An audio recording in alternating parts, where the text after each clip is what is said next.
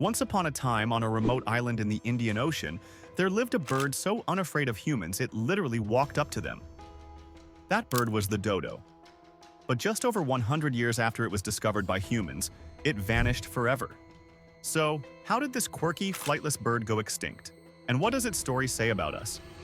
You are watching Big Paw TV, and today we're diving into the heartbreaking history of one of the world's most famous extinct animals, and the surprising plan to bring it back.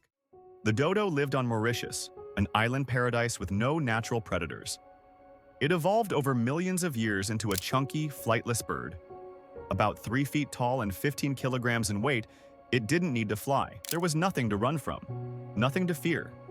It nested on the ground, laid one egg at a time, ate fallen fruit, and lived a quiet, slow life until everything changed in 1598.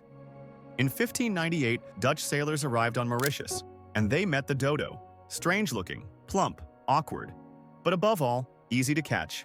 The bird didn't flee, it didn't know how to. And for hungry sailors, that meant one thing: dinner. But it wasn't just the people. The real danger came hidden in their ships: rats, pigs, and monkeys. These new animals raided nests and ate dodo eggs. The dodo laid just one egg per clutch, on the ground. It never stood a chance against these predators. And then came deforestation. Humans cut down forest for wood, fire, and space. The dodo's food vanished, its home shrank, and so did its population. By 1662, just 64 years after it was discovered, the dodo was gone, extinct, forever. After its extinction, the dodo became a joke. The word dodo meant stupid, slow, dumb, useless. But that's not fair. The dodo wasn't stupid. It just wasn't afraid, because it never had to be. It evolved in peace. He wasn't programmed for war. It wasn't weak, it was innocent. And that's what made it vulnerable. The dodo became the first major animal humans drove to extinction. It was the first time we realized we could erase an entire species. Over time, it became more than a bird. It became a symbol, a warning, a reminder of how fast nature can fall when humans don't care. Today, the dodo appears in museums, skeletons reconstructed, its story retold. But its voice is silent. But now, that silence might be broken. In 2023, scientists at Colossal Biosciences announced something incredible. They're working to bring the dodo back, using ancient DNA from dodo remains and genes from its closest living relative, the Nicobar pigeon. They're attempting to create a living dodo-like bird.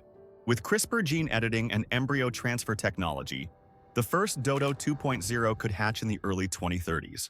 Whether it will truly be a dodo, or just a look-alike, is still unknown. But the effort itself says something loud and clear. We're trying to fix what we broke. Most people think the dodo was just one bird, one extinction, but it wasn't. When we wiped out the dodo, we triggered a ripple effect. Some tree species on Mauritius relied on the dodo to spread their seeds. And no dodo means no regrowth. It was the start of an ecological collapse. This is what scientists call a trophic cascade.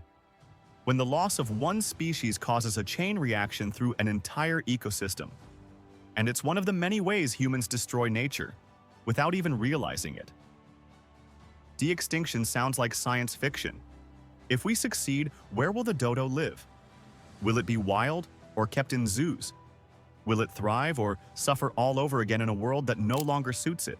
And here's the harder question. Should we bring back a lost species when we haven't even saved the ones on the brink right now? The dodo is more than just a bird. It's a mirror. It reflects what happens when we act without thought, and when we ignore the damage we cause. Because extinction isn't just the end of an animal. It's the end of a chapter in Earth's story.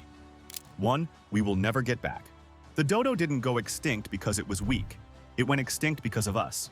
And now the question isn't just can we bring it back, it is should we? If you liked this story, don't forget to like the video and subscribe to Big Paw TV for more powerful stories from nature's past.